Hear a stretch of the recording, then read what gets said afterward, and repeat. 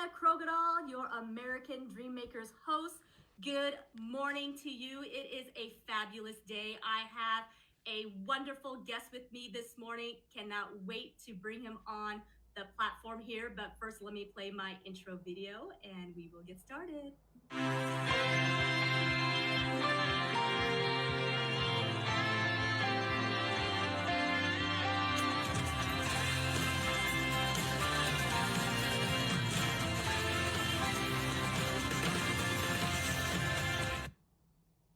Hello, hello, hello. It is Zena Krogedal, your American Dream Makers host. And I believe the American dream belongs to all of us. And not only can you achieve it, but you can go beyond. Today, I have an wonderful, extraordinary guest. This is Rene. And I'm just afraid I'm going to not do his last name correctly, so I'm going to refrain. But Rene is an international speaker, trainer, sharing the secrets, knowledge, and benefits of nonverbal communication. He is the expert, and he is a best-selling author. So without further ado, I'm going to bring Rene on. Rene, good morning here in America. Good evening there in England. That's where you're at, in England, correct? I'm in England, exactly. Yeah, I'm in the UK. The UK. Yeah. Awesome. Well, Rene wrote this book called, I'm going to try to get this on the screen here, Body Language. You guys, if you do not have this book, you need to get this book. It is so full of so much information. Rene, I also love that it's not just reading. You have us doing exercises in it. So it's very practical as well. So cool. Yeah. Okay. So cool. So tell us a little bit about yourself, Rene. Just love to hear about who you are and how you got to become the body language expert. I'm just trying to forward the record. But can you bear with me 1 second? Just one second. Absolutely. I want to share this. All right, it's on my. All right, here we go. Running. So who am I? Where do I come from? I was born in Belgium, in the land of chocolate, as they call it. However, the chocolate comes from Africa, but they call Belgium the land of chocolate, right? And that was in 1965. That's a while ago. And I went to school, was bullied in school like crazy. Didn't like it at all. Went crying home at night. Didn't want to go in the morning. And then when I turned 17, I was going to prove myself to the world that I wasn't good for something, because everybody was saying, hey, you're good for nothing, you're not going to make it, etc., etc., etc. And we all have people like that in our lives. They bully us, or they don't believe in you, or they say nasty things to you. I had like a bunch of them. I was like a daily shower of negativity. And I was so fed up with it. I said, I'm going to prove myself to the world. I'm going to do it. Now, there was a little bit of a wrong attitude, because you don't have to prove yourself to the world at all. There's only one person you have to prove yourself to, is yourself, right? So, but in that time, I was not wiser than that. And then what happened is that I said, I'm going to join the Navy. So I joined the Navy, and everybody said, you're not going to make it. This is not for you. Come on, man. Can you be pleased where you are? And I got in, and they said, wow, you're lucky. And I said, no, not really. I mean, and then there was a vacancy for a sergeant, for an officer, become an officer, an engineer in building bridges and roads. And I was like, yeah, that might be something for me. And I applied, and everybody again showered negativity. And I applied, and I got in anyway. And I became an engineer in building roads and bridges and stuff. And again, people would say, hey, you are so lucky. And I said, well, there's no luck attached to it. And by the way, my story is in the book as well. And so what happened is that I did that for a couple of years, and then all of a sudden I saw people jumping out of airplanes, and I said, "Wow, that is something. This is me. And I love adventure, right?" And applied, and people said, "Oh, don't do that. They're gonna drop you in war zone, and you're gonna get killed, and all these paratroops and stuff." And I said, "Well, I don't know. Let's see what happens." And I applied, and I got in. And then I was sitting on my hiney one day watching the pilot, because in this big, huge Hercules, I don't know if people that are listening or watching this know that type of aircraft, and Hercules C-130, there's no doors in it. And you can literally see the pilot and the navigator. And I was like, wow, wouldn't that be something for me? And I applied, and back home, Rene, you have to study for that. That is not your cup of tea. You're not going to make it. And I was like, wow. And what they actually did, they fueled me so well with their negativity. I said, you know what? I will prove it. I can do it, and I will. And before I knew it, I was flying an aircraft, and I was like, whoa. And then again, they said you're lucky. Now that was the beginning of my career. And after 7 years in the forces, I said, it was a fun time. I had a good time, and I left. And I became a truck driver, and I wanted to discover the Europe from behind the screen of a truck, a lorry, a truck. I don't know how you call it in the US, but it's amazing, these big long things, and I loved it. You know what? You're in your 20s, you're full of energy. You go like you, and I'm driving a big thing like that. And then that was fun for a couple of years, for 4 years, and then I was thinking like, hey, but this is not life. This is not life as I imagine it for the rest of my days. And that's why today I have lots and lots of respect for truck drivers. I mean, they go through hell today, and I do respect them a lot. But then in 1995, I bought my very first book from Tony Robbins, and it was called Notes from a Friend. A very tiny book. You can read it in less than 2 hours. And I was like, wow, that's my guy. I mean, I love that dude. It's crazy. I'm going to work one day with him. I promise you it's going to happen.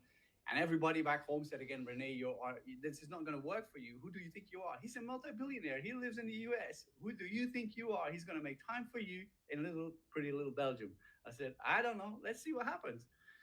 And then fast forward now is that I ended up working with Tony, and today I represent Tony in terms of preview sessions for Tony Robbins for Success Resources in Singapore, and been around the world. And people said, "Well, you're lucky," and I don't think luck is attached to that. It's just being persistent, having a dream, and then work it. Because if you know what you do and why you do it, but you don't put a plan to it, it's going to be a fantasy. It's going to be a nightmare after a while, right? So, and that's a little bit of my story. Yeah. That is pretty amazing. What a background.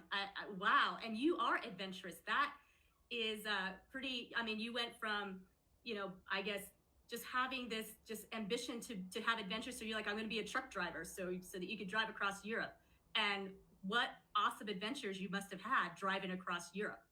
And then you decided, you read a book with Tony Robbins, and you're like, yeah, I'm going to meet this guy someday. That's so cool. But I appreciate that you put in there that you had some friends who were naysayers. They were not necessarily saying, yeah, that's cool. I can't wait till you meet Tony Robbins one day. So how did you overcome such negativity when you've got the majority of the people in your, I guess, court or green room, whatever you want to call it, telling you messages like it's not going to happen? How did you overcome that?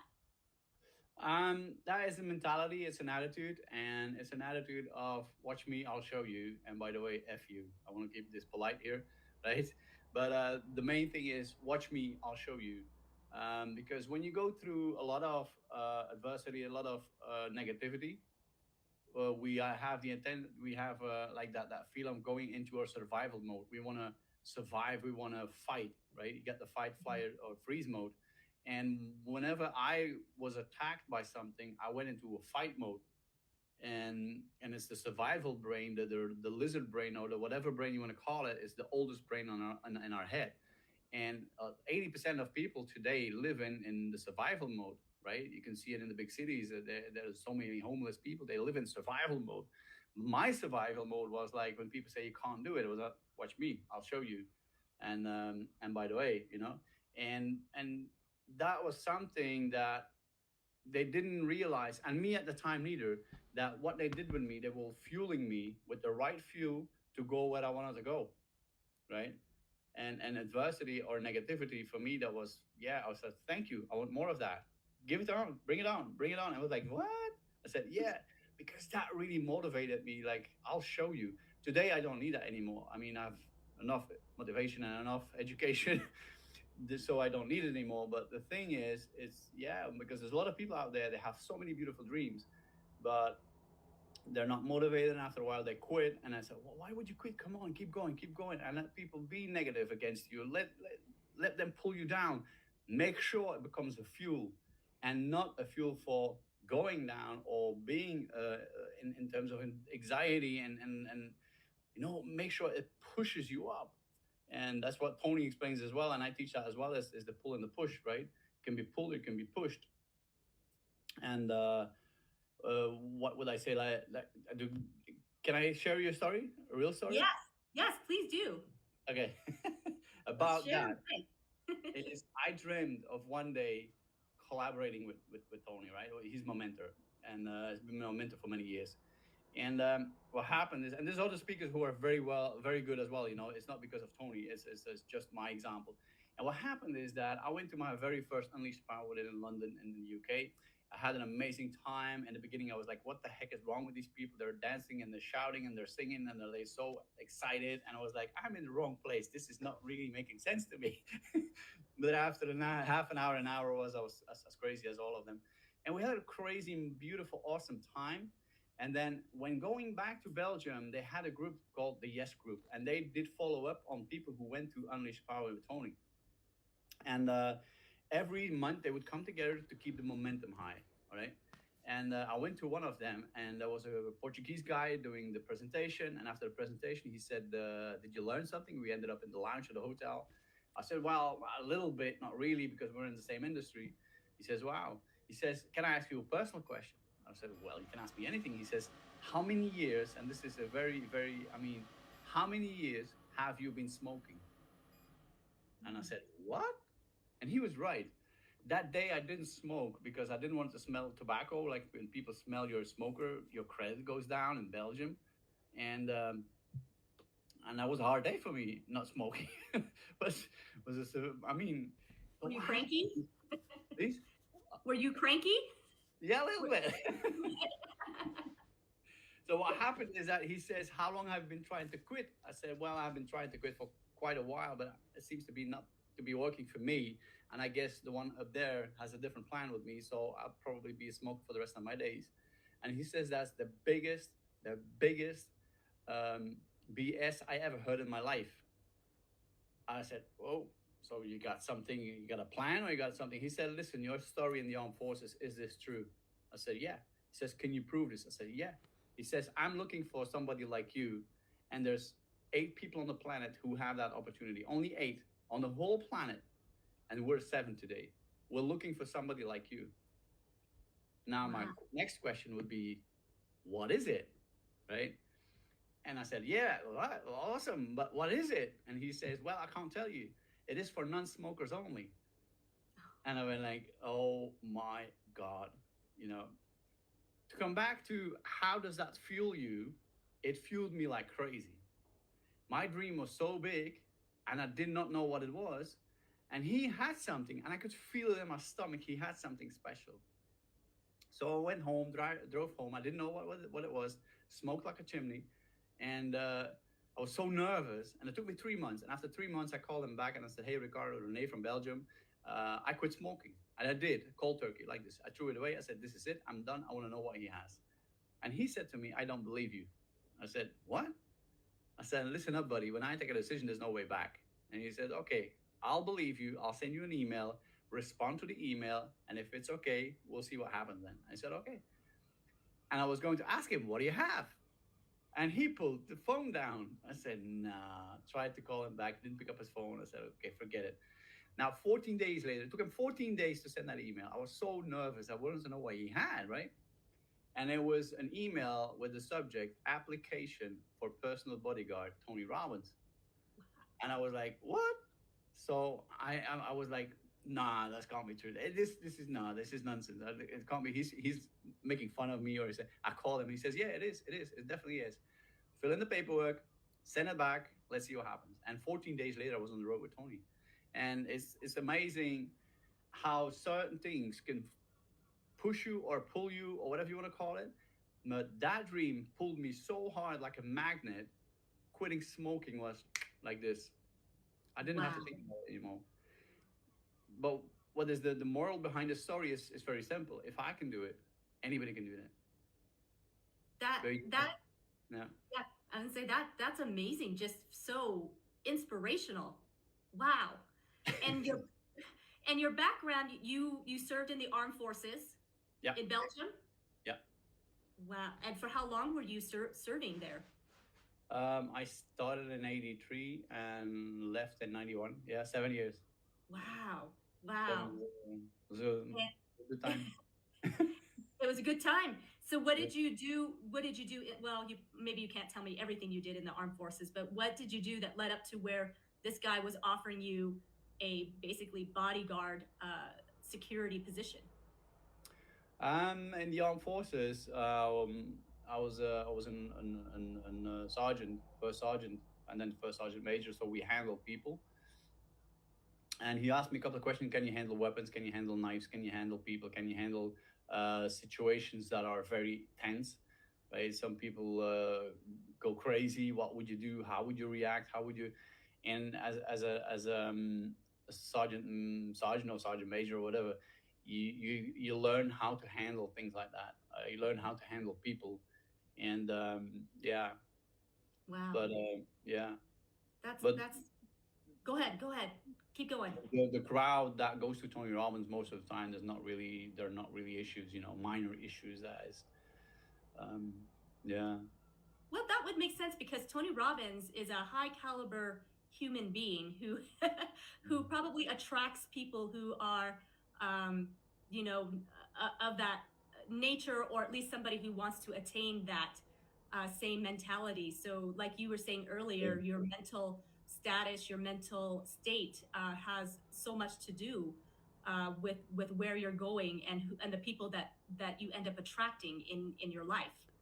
True. So tell us about what it was like being Tony Robbins' bodyguard security. I know you said there wasn't a lot, but being around him for the time that you had must have been a very, very interesting experience. It was super interesting. When people say to you, like many years ago when I started, he said, if you want to learn from your mentor, get as close as possible. Never did I think I would end up that close. And the energy and the vibration that you receive from a person like that is amazing. Is amazing. I remember one time he was backstage and got the stage backstage, and then you have the space where they have those pallets and all kinds of forklift things and where the cars come by. It's behind, and all of a sudden we hear his voice, security, his voice, right? We were like, uh-oh, something's going on. So we ran to the back, and he was leaning on a pile of pallets, and he says, that was the only way to get all of you together here. It's just shout out security. and then it was my very first time I really had a decent chat with the guy, and we ended up the conversation like, hey, give me a hug, man. And the moment he came closer, I could literally feel that energy, that vibration. It is immense. It's I have no words for that. And that is the most beautiful proof that somebody like Mr. Rollins, as I call him, he is phenomenal. He's so into what he does. I mean, people say, is he always like that? I said, all the time, 24/7. He's in it full time. And yeah, it's amazing. It That was a beautiful time serving with him. that's awesome. Is this where you ended up becoming the body language expert, or was this just a No, conglomerate? no, I No. did that. No, I Okay. did that long before. Long Uh, before. Okay. yeah. I've been So in the industry now for 27 years. 27. Wow. Yeah. 27 years. And so you've been studying body languages uh, since how old were you then? You've been doing 1995. I started when I was 29, 30. wow. Okay. Yeah. I'm now And 57. So yeah. did you go get training for that, or was this just something as you observed? Not in the beginning. Not in the beginning. In the beginning, it was pretty basic and simple. And then all of a sudden, one of my friends came along, who's also in the coaching industry, and he says, Rene, you have to come with us. We're going to a body language seminar. I said, leave me the heck alone, man. Body language, come on. That's just for hippies. And he says, Rene, you have to come with us. And I said, no, I'm not going. You guys go, you come back and tell me what the experience was like.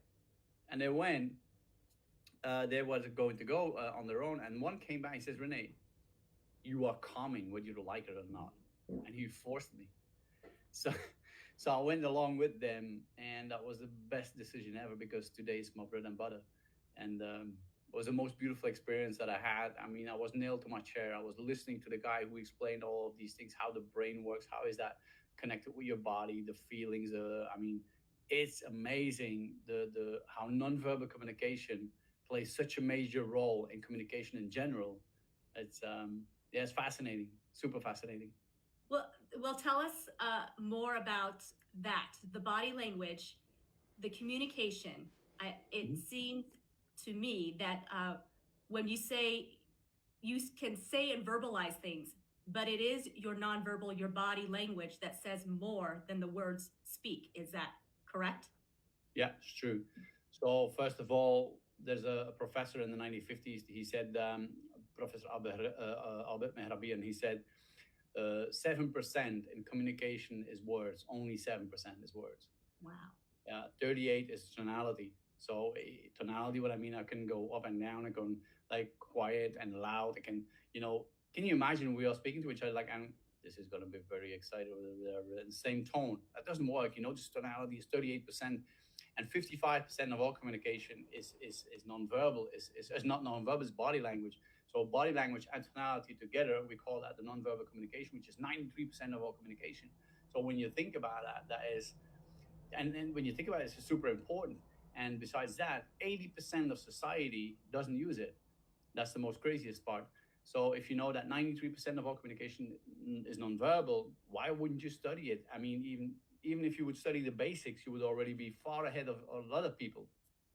And in terms of body language, is that, for example, if I speak to you, I would use words. So what happens from my conscious to your conscious, you will absorb the word. You would absorb the words, right? Now my body language and my tonality. Nobody. I mean, when I ask the question, how many of you pay attention to your tonality when you are talking to somebody? How many of you pay attention to your body language when you talk to somebody? 99% of the time, it's a no. I said, why? Why don't you pay attention to your tonality and to your body language? Because it's subconscious. We don't think about it. So my 7% in words towards you, yeah, 93% goes subconsciously. The nonverbal, that means the tonality and the body language. Now, consciously, we will transfer 40 bits of data per second. Subconsciously, we'll transfer 40 million bits of data per second, a million times more. So that information, words consciously, and then subconscious, the nonverbal, will be processed in your brain and come back to me with an answer based on what I told you or asked you or made my statement. So that's why it's so important to realize the quote that says your outside world is in fact a reflection of yourself. That's so true because you express yourself with your body language, with your tonality, with your words. It's being processed and it comes back to you based on what you send out, right? If Wow. that makes sense. So it's That super important to first of all, if you ask a question, to make sure that the question really makes sense, because you're going to get an answer based on your question. okay.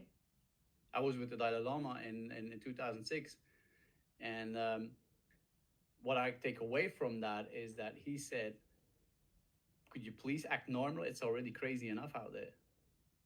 Because there was an interviewer. It's not to me, but he said that in general. There was an interviewer asking him a question, and Dalai Lama started laughing. He says, why are you laughing? Says the interviewer. He says, you are asking me a question and you already know the answer, but you want to hear it from me, right? And the guy went like, okay. That is, keep it simple. Keep it, whatever you ask or whatever you make as a statement, make sure it really makes sense. And people say, why do I always get the same stupid answers? Why do I always get the same stupid people approaching me? Why do I always, well, watch out what you put out there because that's what's coming back to you, right? Wow. Yeah, that's great. And in That's terms of body language, which is, how should I say, when I speak to you, my body language will add up, right? So it's so super important as well to make sure to pay attention to your own body language, to read body language. And once you can do that, you can then start moderating conversations with body language. And that's a different game. That's a whole different game. and I can see that this is this learning this and becoming an expert takes more than just a session with you. I can teach the basics. I can teach, how shall I say, like a 2 day training, but then it's practice, practice, practice as much as you can. And this brings up, the our younger generation, um, like my children when they were in high school, the cell phones and the texting. And I remember, many times that their peers would only want to text each other, or whatever you call it, Snapchat and that sort of thing. And when there was a conflict, I would tell my kids both, you need to pick up the phone and you need to call your friend and you need to meet up with them to talk this out. This is not going to get resolved over texting. And I knew enough, because via texting you're losing a huge percentage, but I didn't realize how big of a percentage of that conversation happens. And so many miscommunications can really occur when you're just texting each other, if you're not having that conversation. So So, true. So true, yeah. so our young generation really needs to probably get out and really interact more. And I think, that there's that challenge for sure. So, I think technology, because if I read like I'm reading this now, American Dream Makers, you can make America back to where it used to be, like big and massive and amazing, but you need to work on that. And you need to work on, I mean, AI. Everybody is now into AI. I mean, and AI is amazing. I had a conversation with Mogao Dutt. Mogao Dutt is the ex-CEO from Google. He wrote a book, Scary Smart, and I was with him in Amsterdam, and he said it's here and it's here to stay. It's not going to leave, right? So AI is here and it's not going to leave, and you better learn how to it works and how you handle it, but make sure to keep the human part as well. Make sure to communicate with people, human in a human way, not through a phone or text like you just mentioned, right? And if you do that, you'll build back a society that will be big and huge and amazing to live in, right? And if you can use body language, like for example, with my partner, I will say, hey, listen, in terms of body language, when you do this, this is your result. This is what I would do, and we talk about that stuff, right? And that's so important to talk about openly about things. I'm not going to keep my body language as a secret to me. I will share it, and then go like people are like, oh wow, so if I do this, that will happen. I say absolutely. And when somebody is looking in a certain direction, that means this and this and this. And if they look in the different direction, that would mean this and oh wow, I didn't pay attention to that. I said, yeah. So yeah, a society can become big, huge, amazing to live in, but communication over a Snapchat is not going to make it. Not only over Snapchat. right. And I hear what you're saying, that there's just certain things that you got to pay attention to cues, and so learning that can absolutely excel how you do business with each other, or how you resolve conflicts. So can you give us maybe a story or some examples of where that certainly would be the case to have success in either a business interaction or resolving conflict? Um, I was doing a coaching session in London with a lady, and the lady said to me, up front, she says, can I meet you? I have some issues in my life, and I would really like to share that with you, and see how you would handle this. From time to time, I do something beyond body language. And I said, well, and I know her, and I said, well, yeah, sure. So I met up in London, and she started sharing. So I said, yeah, share. What do you have? What is the issue? What is the story? And after less than a minute, I said, stop. And she looked at me like, what? I said, yeah, stop. Stop lying to me. She says, what? I said, you're lying to me. She said, how do you know? I said, listen, who's the coach in here? I mean, I've been doing this for so many, I mean, at that time, 2 decades and a half. It's now 27, it's going to be 28 soon. The thing is, when somebody is looking in a certain direction, right? Like left is a memory, right is a construction. So if I ask you the question, how was your trip to Egypt last year? Because I'm going this year, I would like to have some information. And you shared that like a couple of weeks ago, you went to Egypt. Could you please share me some of the things, the do's and the don'ts in Egypt? And they would go like, well, and now I'm looking to my right, which is probably left on the computer or on the screen. I look to my right, that means I'm making a construction of something I had to remember, Hmm. which is a red flag. It's not a lie, but it's a red flag. Okay. And then I would ask you another question, and you would do the same again. There was another red flag. Then I would ask you a rational question, right? And you would look to the right and you make a construction of something rational. That would be completely correct. So left and right is not wrong and right. Left and right depends on the question and on the answer. So you have an emotional and you have a rational. So Cynthia said that the other time, the other day. This is my left, right? So you use the this is my left. So left is emotional. Whatever you think about, questions have been. Oh yeah. Oh, I remember that. That's true. Left. If you look to the right, right, you're making a construction. If I ask you how is the agenda for next week, and you look, oh wow, the agenda, yeah, that would be completely correct. So and that lady, she started crying. I said, why would you cry? She says, well, yeah, I've been lying a little bit, gray lies. I said, no worries, let's rewind, start all over again. And if you lie again, I will stop the session. It's a waste of your time, it's a waste of my time, and it's a waste of your money. So please be honest with me. From that point forward, I guarantee you, Zena, the conversation went like vroom. It was amazing. Yeah. Wow, I bet. I mean, to call somebody out, on a lie and not having to use a polygrapher. Yeah. That is a skill. Yeah. That is an amazing skill for sure. So I can absolutely see why you had successes in your careers because of it. That's amazing, amazing.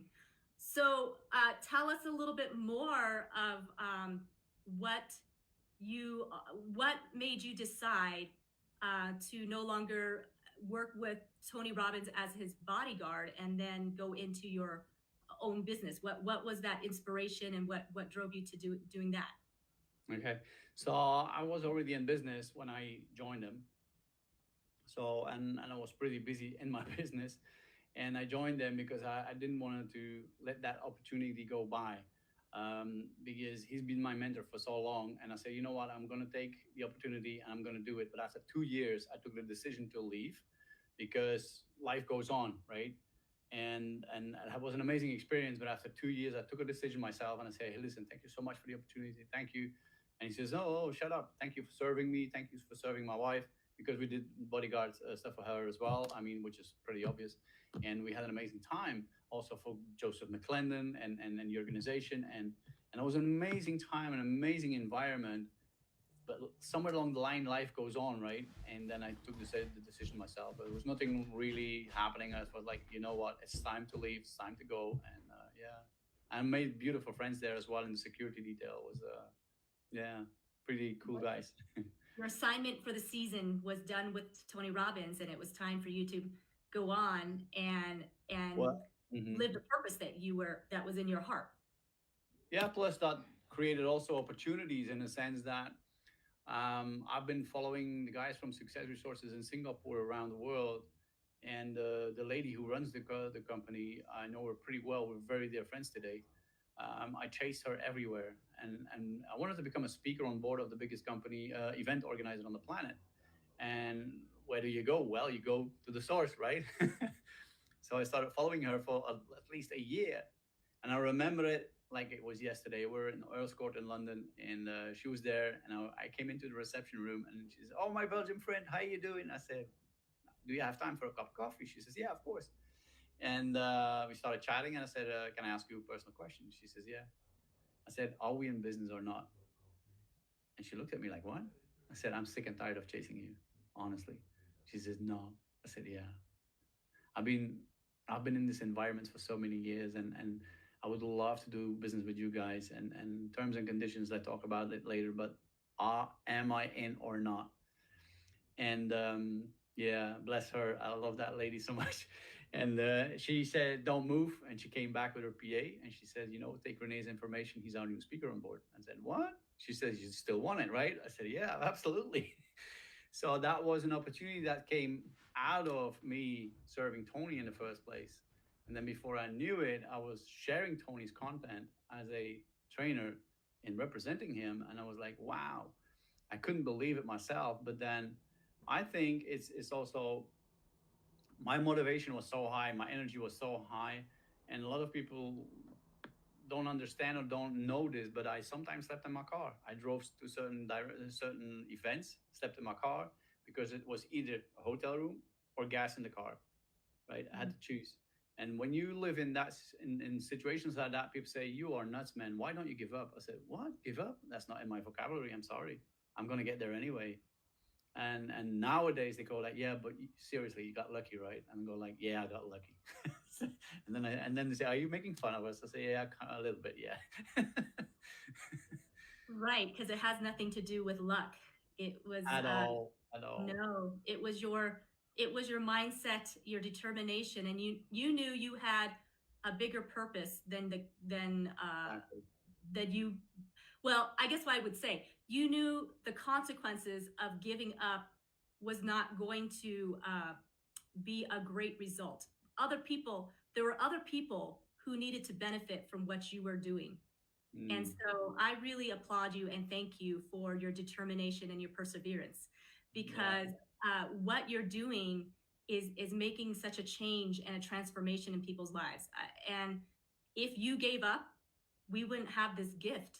So thank you so much for your service welcome. all along your life. I mean, I'm listening to you, and you have an amazing servant's heart. It's not about Rene Oh no, Deceuninck. Deceuninck. yeah, you do. I was close.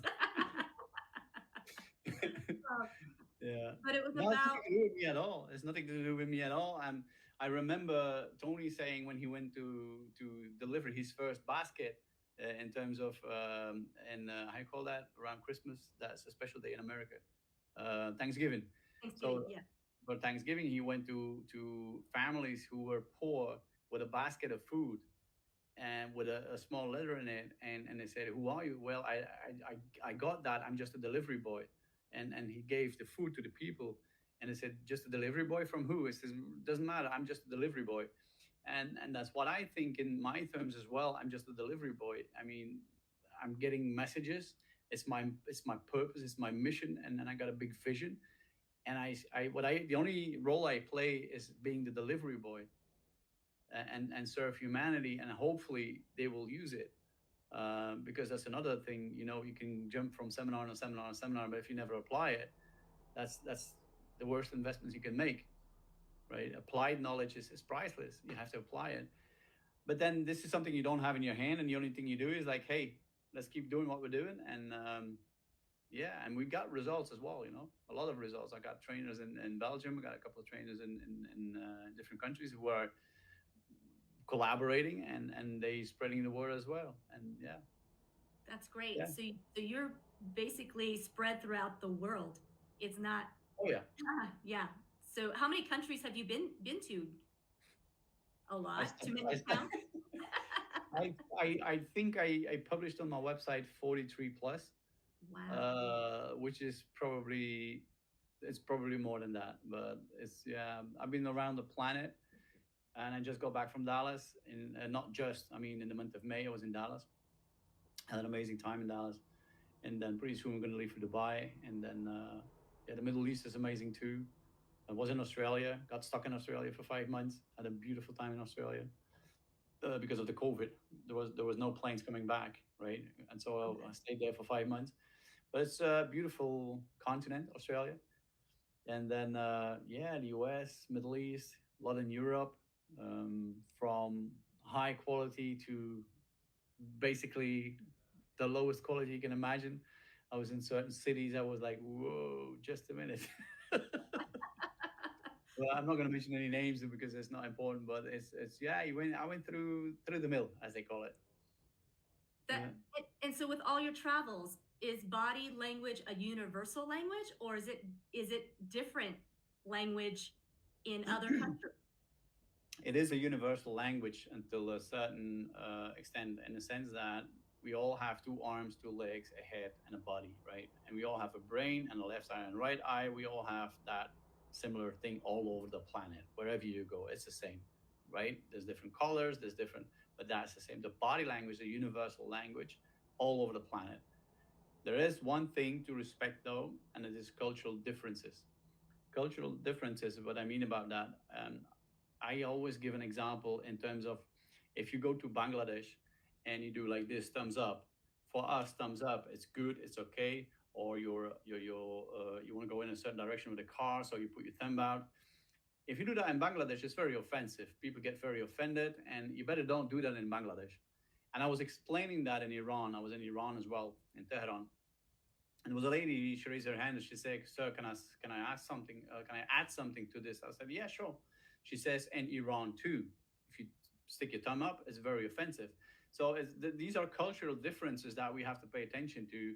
But otherwise, body language is a global language for sure, for sure. That's great. So, does your book go into the difference, or is that kind of an advanced course? Oh, Oh, it's it in the goes book as into. well. I mean, the hand gestures are in the book. And the only advice I can give to people, and especially now it's the holiday season, is that if you go to another country, ask to the locals for the do's and the don'ts. I did that too when I was in certain countries. I said, what are the do's and the don'ts? Well, don't talk about religion, don't talk about politics, don't talk about this and this and this. You'll be served like a king. And I said, okay, good to know. And in certain countries, there is no do's and don'ts. You just go ahead. In other countries and in Thailand, I mean, I was in Bangkok doing a session, and I said, "Are there any do's and don'ts here?" Because I use that myself as well. And the lady said, "Well, what do you mean?" I said, "Well, I'm a little bit of a product of Gary V, Tony Robbins, Grant Cardone. You know, we use the F word from time to time." She says, "Oh, don't do that here in Thailand. You're gonna end up in jail." I said, "Okay." Oh, no. So the do's and the don'ts are very important in terms of your language, your body language, your posture, your gesture. You have to pay attention to certain countries to not do certain things for sure. Very interesting. That's very interesting, and I can really appreciate that because I grew up Vietnamese American, and so the dichotomy of having two cultures. You know, my parents were very traditional Vietnamese, bringing because that's where they came from, and then growing up in the United States. So there were things that I didn't know, um, manner wise, that in the American culture, because I wasn't. My parents didn't know it. They didn't teach me, but I mean, for instance, like when I got married and my kids were little and they were eating, my mother-in-law had made a comment to my kids, "Hey, you guys need to eat with your mouth closed. You are making a lot of noise. That's really rude." And for me, I thought, "What? They're Yeah, making noise?" Like, to me, I tuned it out because it was so normal. Because in my family, when we eat, it's slurping and in fact, if you weren't making noise, it meant that you weren't enjoying your food. yeah. So anyway, that was just kind of interesting eye opener for me. But when you're speaking, and you're going to these countries, uh, that you have to really pay attention because, like you said, just even that simple thumbs up, because we Americans, we do that a lot, thumbs up, Yeah, yeah, and that, yeah. but in another country that could be, I guess it could end up posing a real problem for yourself.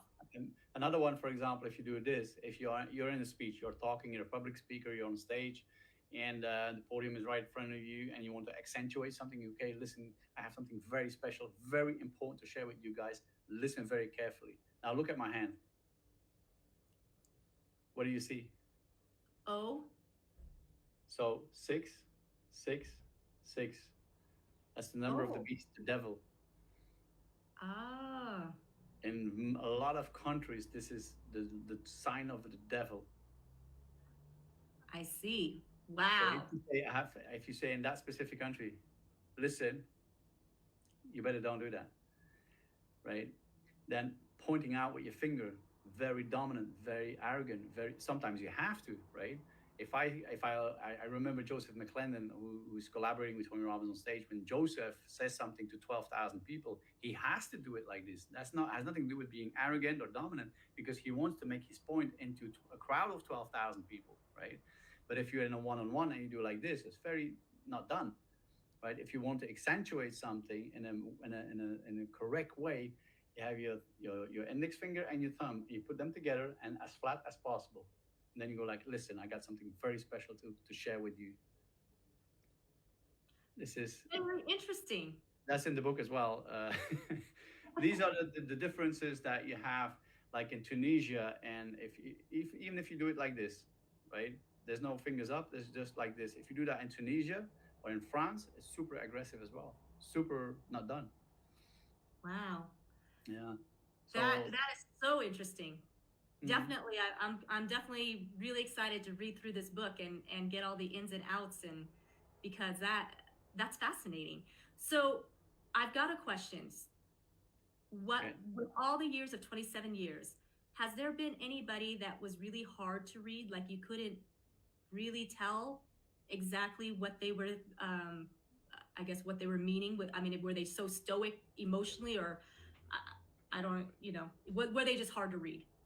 Yeah, I had them, and especially in the beginning.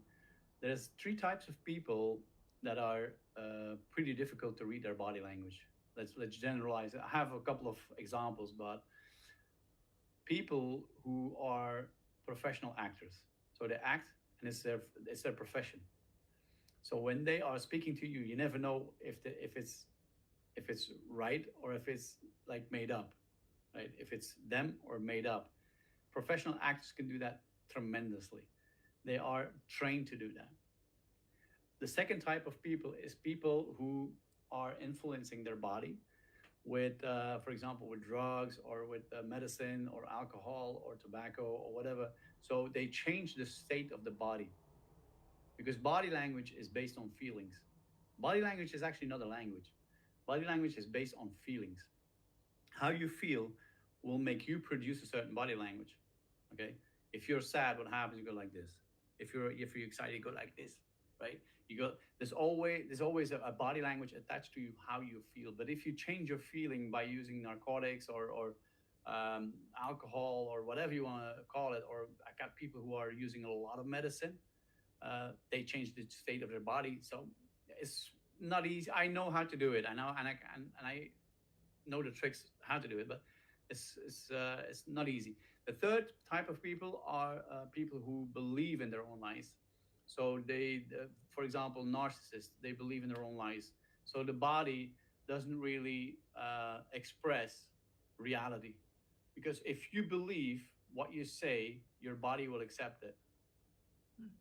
If you say something that is not correct, your body language will tell it too. Your body language will speak differently. While your words saying A, your body will say B. But when you start believing in your lies, your words will be saying A and your body will say A as well, right? So narcissists, especially narcissists, they believe in their own stuff. And these are very, yeah, people hard to read body language for sure. There's little tips and tricks in the micro expressions that will make the difference, but Okay. That yeah, that's very interesting. And so, as I'm hearing you speak, I it just resonates that the mind body connection is huge. Uh, so because what you're saying is what you believe, your body's going to follow, true. and and your actions are going to follow. So with that, let's say somebody's really battling depression, really feeling like they're down and low, and so their body expression is hunched over and down.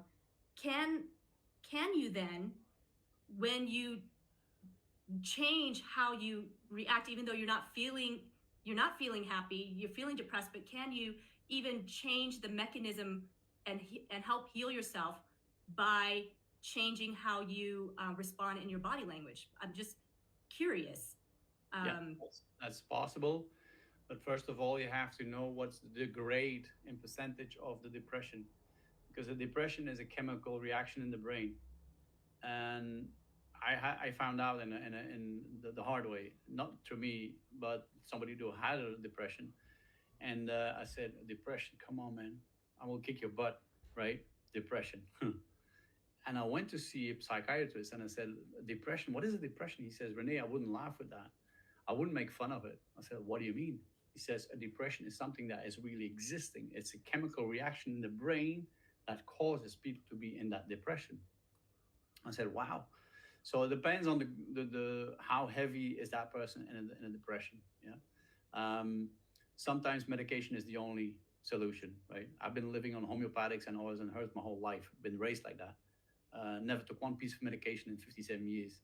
But the thing is, um, you can change somebody's body state of mind by listening to certain podcasts or YouTube videos, by eating certain food, drinking certain liquids. You can change your body structure. For example, it is well known that uh, raw green plants have the same structure as blood, right? So raw green plants is called chlorophyll, and in blood is called hemoglobin, the substance. But the structure and physics is the same. That's why when you are feeling down and not feeling good, and you might go into a depression, eat a lot of raw green food. And this is not a joke. And this is I'm not, I mean, making any promotion for any company or any. This is reality. It's green and raw food, even raw ones. He had a lady who went through a period of cancer and stuff, and he says, "What do you have to lose?" And she says, "I got nothing to lose." And he says, "Okay, would you like to follow my instructions?" Right? And she was going to die in 14 days, 3 weeks, according to the doctors. And she started to change her diet completely on raw food, and most of it green, and water, still water. And today she's still living. And that's the most beautiful proof that, and a lot of things are going on in the mind as well. Yeah, it's not only based on food, but it is a mixture of who do you surround yourself with. For example, are you surrounding yourself with depressed people? Well, no wonder you'll stay depressed, right? If you surround yourself with people, I jump out of bed in the morning. I'm like, yes, we're up. I go like, and people, some of my friends said, you are insane. I said, yeah, love it. And they go like, how do you do that? I said, I don't know. That's me. I love my life. They go, wow, so much energy. But if I would stay long enough around people who are depressed, I'll become depressed as well. I mean, Jim Rohn used to say that watch the 5 people you surround yourself with, because that's who you become, right? So change your circle, change your friends, change your food, your diet, change a lot of things, and change your body language. And sometimes you have to force yourself as well. But the more you force it, I mean, if you're in a deep, deep, deep depression, go and see a medical, somebody who is professional in this area. Don't I'm not a doctor, right? I can't give you advice. It's not up to me to give that advice. But body language, your posture, your expressions will change your mindset for sure. That's true. It will change, but it will take time. And people today more than ever, they want a quick fix. They want to heal yesterday, and it doesn't work like that, right? Right. It takes time. But if you change your posture, if you change your gestures, if you change your micro expressions, if you change your friends, if you change your food, if you change, you'll be blown away by the change in your life in general. I, Wow. I, I lost so many friends, and then I'm thinking like, were they really my friends? So Mm. because I changed my direction in life, and some of them followed, and some of them, yeah, I didn't see them anymore. I said, like, okay, that's good. I know that nature will purify itself in a very natural way all the time. I Yeah. don't know if that makes sense, but nature will always purify itself in a very natural way. And that's true for human beings, that's true for everything. Wow. Long, Thank you so long. much. Yeah. Thank you so much for that insight. And I'm really glad that you went into depth with that, because so many people are suffering with depression, and and sometimes they feel like they're at a loss. They just don't know what to do. And so thank you so much for sharing that deep insight, because that was certainly shared in a way that not everybody has heard. Yeah. So I really You appreciate that. know, what I would like to add to that, sorry, Zena, can I, Yeah, or yeah, what I no, would like, absolutely. what I would like to add to that is that people don't have any, people who are into a depression, let me put it like this, let's keep it positive. People who are in a depression, if they would have a dream to look forward to, that would already be a big game changer. A lot of people who are in depression don't have a dream to look forward to. The moment you have a dream to look forward to, and it can be something very small, it doesn't have to be a big house and a big car and whatever, it can be something very small. But when you have something to look forward to and you can create a plan, you will get into action because you want to get there. And before you know it, the depression will lower itself. Dream, I mean, Rudy Ruettiger. I don't know if you've ever heard about the guy Rudy. There's a movie. It's an American movie, and it's called Rudy. It's from the 1994 or something. It's about football, American football, and he says dreams are the things that make life tolerable.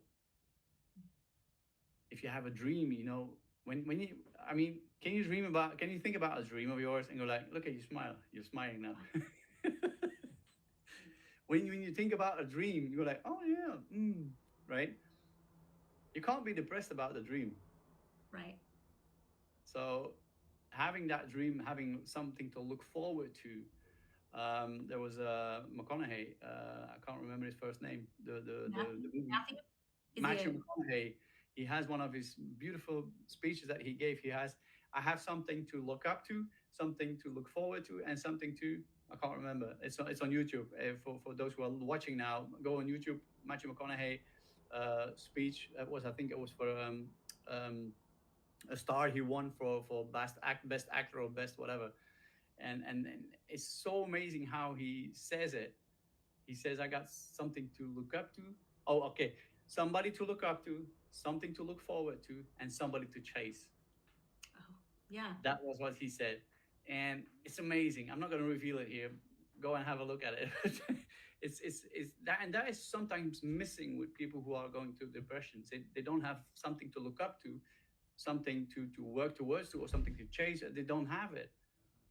And that might be when you are in a depression, and if there's somebody watching or looking at it and you are in a depression, make sure to have something to look forward to, something you can develop, something you can dream about. And that is, yeah. Yeah. And I like that someone to look up to as well, because that is so important. Having somebody that you admire, just like you did with Tony Robbins, you admired him, you looked up to him, and it kept you motivated. And then you actually got to meet him, and not only just meet him, but you got to work with him and run along his Mm. side and glean from him. So you never know what doors of opportunities come when you're able to, like you said, just have somebody to look up to, something to look forward to, and then something to chase, some sort of dream to chase, something that's beautiful. Thank you so much again for bringing that. This hour went by so fast, Renee. I just cannot believe it. Now, if somebody wants to get a hold of you, this is your website, Yeah, right? correct. Is that the best way to go on the website? The best way, yeah. And the email, then there's a contact page. Just send me a message. Hey, Renee, I saw this podcast with Zena. Can we have a chat, or can we have a word, or can I send you an email or whatever? Get in contact. And I always listen to people. And if I don't reply immediately, I reply within 24 hours. Also through Instagram, LinkedIn, Twitter, Facebook, whatever. I mean, I'm on, I think, 24, 27 platforms. So if you don't find me, it's because you have a problem with your Wi-Fi. That's all. That's it. So you're easy to find, is what you're saying. Yeah, I'm easy to find. Google my name, you'll find me anyway. And connect through all kinds of social media. I'll respond to it immediately. And if it's not immediately, it's going to be within 24 hours for sure, because I'm pretty busy bee. You are a busy bee. So this book, everybody, I'm trying to get this in the screen. And where can they get this book, Renee? On your website as well? Yeah, to go to the website and then slash, and they write book, BOOK, you will be redirected to the book. Now, if somebody wants to sign up to be trained by you, is that also on your website? Is that? Yeah. So there's Okay. slash training. It's very simple. It's always my name slash and then something. So the training, there's also an online training. So you have a lifetime when you sign up. It's a lifetime access, 24/7, wherever you are, doesn't matter. For the moment, I have a limited promotion in a mentorship, exclusive mentorship. Um, it's very, I mean, until the end of July, because after July I don't have any time anymore, and it's very limited, and the price is very low. But I want people to really absorb that information and use it and get results from it, because the book, the online training, whatever people follow, it's immediately applicable. It's immediately giving results, and that's what people want today. They want something in human language. When can I use it on the spot, and you'll get the results. I've got people calling me today. Hey, Rene, I applied this and this and this. Man, and it's working. I said, yeah, that's the whole purpose. But yeah. Yeah, if you Yeah. go to renedeceuninck.com, then there's all kinds of opportunities. Also, USA, people can book me in the US. So, Okay. yeah. Awesome. So then the special that you have going on, is it a one-on-one with you, or is it a group coaching? What is it? It's one-on-one. It's wow, a One-on-one. one-on-one. Okay. Well, 745 pounds, something ish. Yeah. Wow. That's a deal. That's to have one-on-one with you. It's one-on-one, Okay. yeah. You guys take up this offer, because that he is a busy guy, and if that's almost like giving it away, because your time is precious. So that is so cool, Rene. Really appreciate your generosity, and again, I appreciate your servant's heart. You are a servant leader, and you are doing great things, impacting many lives. So keep up the good fight, my friend. You are an amazing, inspiring person. I'm going to say goodbye to you for now. Thank you again so much for taking time out for us today. You are definitely an American dream makers. I know you're not American, but you're helping Americans to have the dream come true, and you're making it everybody dreams come true throughout the world, not even just America. I can't wait to be back in the US. I just go back, but I want to go back because it's too beautiful. Too beautiful. Yeah. Yeah. Well, next time you're back, if you're close to Arizona, let me know, because I'd love to Absolutely. see you in person. So, all right, we'll go Thank ahead. you thank you for having me, Zena. I really appreciate that. Really appreciate it. Oh, my honor, totally my honor.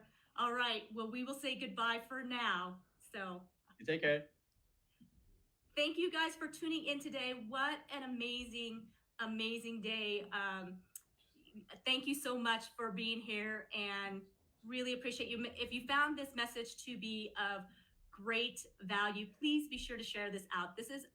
Rene has so much wisdom. So please be sure to share this out on your platforms and get his message out and sign up with him. So I'm going to say goodbye, and have a wonderful day.